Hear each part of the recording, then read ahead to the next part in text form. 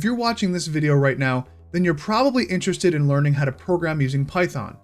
And with so many programming languages out there in the world to choose from, you may be asking yourself the question, why should I learn Python? Why is everyone talking about this specific programming language?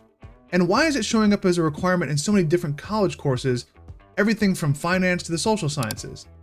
Well, contrary to popular belief, Python is not actually a new language. A man named Guido van Rossum, who is a Dutch computer scientist, started the Python project back in the late 80s as a hobby and later released his initial version to the public in 1991. He named the language Python not after the family of non-venomous snakes, but as a tribute to the comedic genius of the Monty Python comedy group. Guido developed this high-level programming language with an emphasis on simple syntax and code readability. This generally allows programmers to accomplish more lines of code in less time. Since then, Python has gone through several major and minor version revisions. And given the fact that there are so many different programming languages out there in the world to choose from, another important factor to a language's popularity and continued adoption is the community that supports it.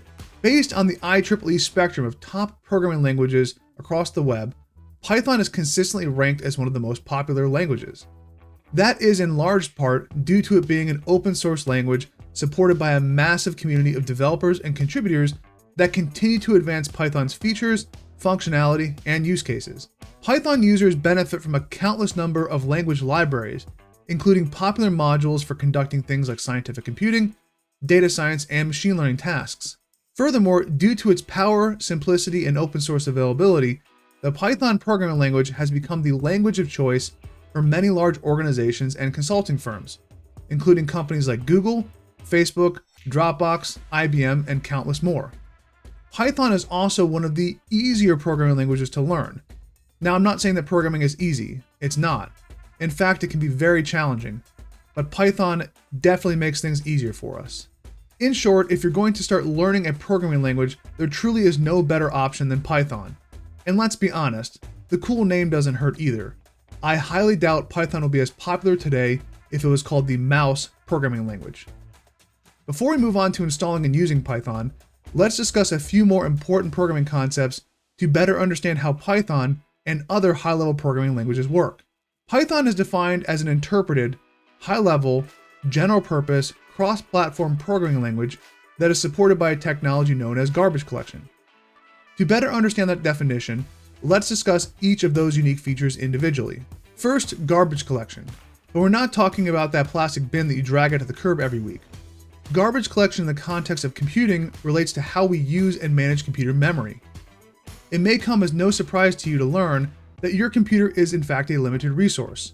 Every file that you store and every program that you run consumes storage, memory, and processing power.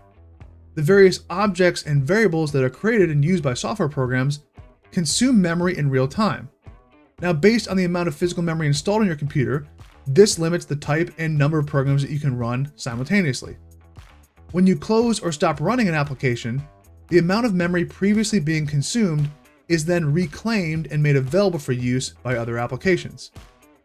Low-level languages such as C and C++ require programmers to manually allocate and manage memory, whereas with Python and most modern high-level languages, memory is managed for us automatically through a process known as garbage collection. So in effect, garbage collection is a very important feature of Python, and it makes it easier to use. Next, it was mentioned that Python is an interpreted language, but what does that mean? As programmers, we write source code that is then translated into machine code so our programs can run on a computer. To perform that translation, a programming language either uses a compiler or an interpreter. Compilers and interpreters are the mechanisms that take our human-readable code and convert it into computer-readable machine code. If you're writing code using a language such as C or C++, all of your code is processed through a compiler, which translates your high-level human-readable code into machine code. These kinds of languages are referred to as compiled languages because a compiler directly converts all of the source code into machine code that the computer can then execute. As a result, compiled languages tend to be fast and efficient, but there's a catch. Compiled language programs typically need to be completely rebuilt, that is, recompiled, from beginning to end every time a change is made to a program. As a result, coding errors can go undiscovered until you start compiling the code. Instead of translating source code directly to machine code, Python code is translated into a low-level set of instructions known as bytecode, and then is executed by an interpreter. The execution speeds here may be a bit slower compared to compiled languages, but interpreted languages have several benefits as well. First, interpreted languages tend to be more flexible, typically offering features such as dynamic typing and smaller program sizes. Additionally, because interpreters execute source code directly, the code is platform independent, meaning that it can run virtually on any system or device. Running code through an interpreter also helps to discover code errors faster. Lastly, it was mentioned that Python is a cross-platform general-purpose programming language. But what does that mean? A general-purpose programming language is a language that is designed to be used across a wide range of applications. For example, Python and its various libraries can be used for all sorts of tasks, from front-end development to back-end server-side development, web development, process automation scripting, data analysis, machine learning, and a wide range of other data science applications. Alternatively, a targeted language is designed for a specific purpose. For example, SQL, which stands for Structured Query Language, is a targeted querying language used for interacting with and extracting data from a relational database. Python is also a cross-platform language, which means it can run seamlessly across all major operating systems. This means that you can easily write Python code on one machine and then run your programs on different machines that have Python installed, regardless of the operating system that they're using. This cross-platform flexibility has contributed greatly to Python's popularity. For example, out of the box, Mac OS and most major distributions of Linux already have a version of Python pre-installed. If you're running Windows, Python is not generally pre-installed by default, but it's easy enough to install. In this video series, we will be using Anaconda, a very popular distribution of Python that is widely used for scientific computing tasks and applications. This distribution comes preloaded with a large catalog of data science packages, tools, and code libraries. Anaconda also includes a popular integrated development environment tool called Jupyter Notebook, which we will use in this video series to write our code statements and review our results.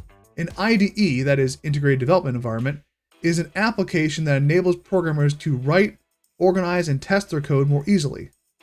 The fact is, we can write code using any basic text editor, from Notepad to TextEdit.